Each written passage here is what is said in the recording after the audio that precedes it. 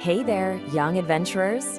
Today, we're literally stepping right into the pages of a magical storybook. So get cozy, open up those imaginations, and let's dive into our fairy tale explainer called Shattered Crowns and Woven Ribbons. So, once upon a time, on this absolutely beautiful, bright morning, our story kicks off deep in an enchanted forest. Picture this, okay? The golden morning sun is just peeking through the bright green leaves of these massive, towering trees. You've got little birds chirping sweet melodies overhead and colorful butterflies fluttering around the wildflowers. It's just perfect. If you take a deep breath, you can almost smell the crisp pine needles in the breeze. Honestly, it's the ultimate morning for a stroll through the woods, right? And walking along that sunlit path, we meet our three adventurers. First up is Queen Sweetalita. She's got this soft pink hair tied up in a high ponytail, kind emerald green eyes, a really gentle smile, and she's wearing this adventurous red shirt topped off with a sparkling golden crown. Walking right beside her is her mother, Snow White. She is so graceful with shoulder-length black hair streaked with silver, gentle brown eyes, a super warm smile, and an elegant royal blue overcoat that totally reflects her wisdom and age. And rounding out the trio is their good friend, the royal counselor. She's a young woman with long brown hair and two braids, bright hazel eyes, a gentle smile, and a simple adventure-suiting blue frock and stockings. She just carries herself with this quiet confidence and wisdom. Now, as they're walking along, the royal counselor turns to Sweetalita and Snow White with a pretty huge question. And honestly, it's something we're probably all wondering. She asks, "Sweetalita, Your Highness, why are your sisters, Snowy Ella and Charmalina, always trying to steal the kingdom from you?" I mean, it's a totally valid question, right? If you had sisters, you'd probably want to share everything. So why in the world would they be so mean and try to take her kingdom away? Well, at that question, Sweetalita's bright smile kind of fades a bit. She looks up through the trees and she tells the counselor the truth. She says, "Well, it's quite an interesting story," and explains that things weren't always like this. "This happened many years ago," she says, "when Snowy Ella, Charmalina, and I were only 4 to 6 years old." And you can see her smile come back as she remembers. Back then, they weren't enemies at all. Actually, they were the very best of friends. Which brings us to the golden days, when the sisters were young and completely inseparable. I want you to close your eyes for a second. Imagine Sweetalita, Snowy Ella, and Charmalina as these tiny, super happy little kids running around a massive, sunny palace. Everything was just bright and fun. Sweetalita remembers that every single morning, little Snowy Ella was always the very first one to wake up. And she didn't just walk, oh no, she would race happily through the grand palace halls, calling out for her sisters, laughing so loudly you'd think she owned the whole world. Snow White even says young Snowy Ella had enough bouncy, zooming energy for all three of them put together. And then you have little Charmalina. She was the incredibly clever one. Her tiny young mind was literally always spinning with some fun new idea. She was constantly inventing the most exciting treasure hunts and coming up with these secret hidden codes. She'd dream up entire pretend kingdoms for them to rule.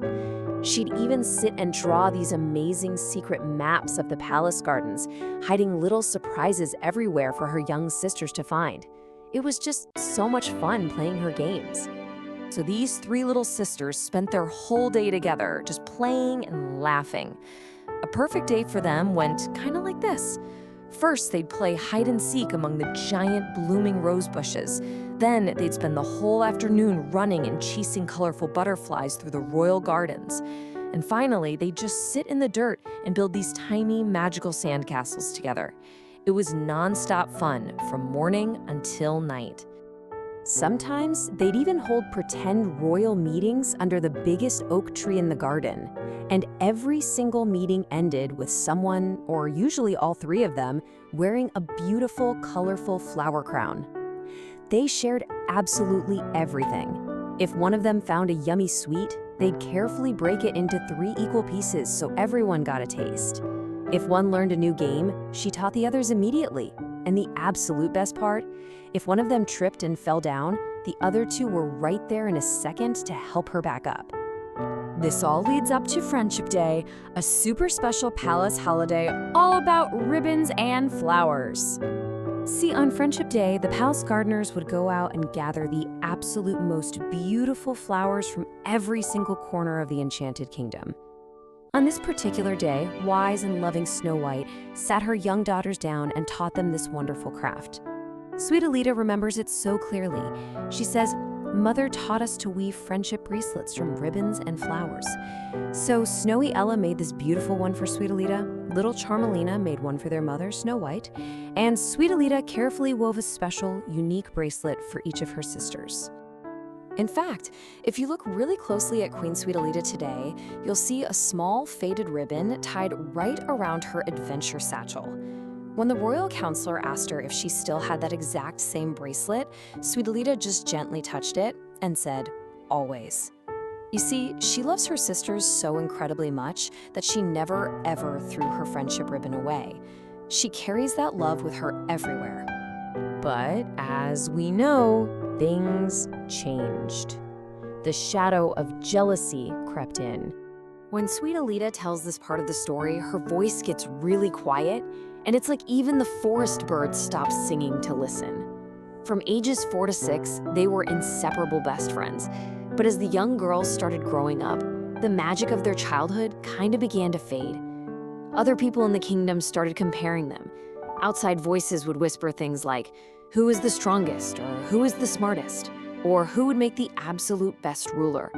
And you know what happens? Those questions turned into hurtful competitions. Which brings us to present day, where they are estranged, fighting over a crown, and living completely apart in the forest. It's honestly heartbreaking how things changed. Once, they were sharing sweets, inventing games, and always helping each other up. But those outside whispers just turned them into fierce competitors. Little by little, that pure joy of their friendship was totally replaced by this dark, heavy jealousy over who was the absolute best. Hearing this story told out loud, Snow White looks at her daughter and just whispers, "I wish I had noticed sooner." I mean, it is so hard for a mother to watch her children grow apart like that. But Sweetalita, being the sweet, kind queen she is, gently takes her mother's hand to comfort her and says, "It wasn't your fault, Mother." Holding on to all that jealousy totally wore the other sisters down. Today, Snowy Ella isn't racing happily through the halls anymore. No, she wanders the forest with messy, grayish-yellow hair, tired blue eyes, and torn, dusty clothes worn from wandering the forest. And what about clever Charmalina? Well, she now has tangled, grayish-purple hair, weary violet eyes, and ragged, faded clothes covered in dirt and patches. Holding on to anger instead of love just made them so tired and lost. But the story is really about being sisters forever and the true power of remembering. Back in the bright, sunny forests of the present day, the royal counselor is just absolutely amazed by this. She's walking beside the queen and says, "Even after everything they've done, you still call them your sisters?"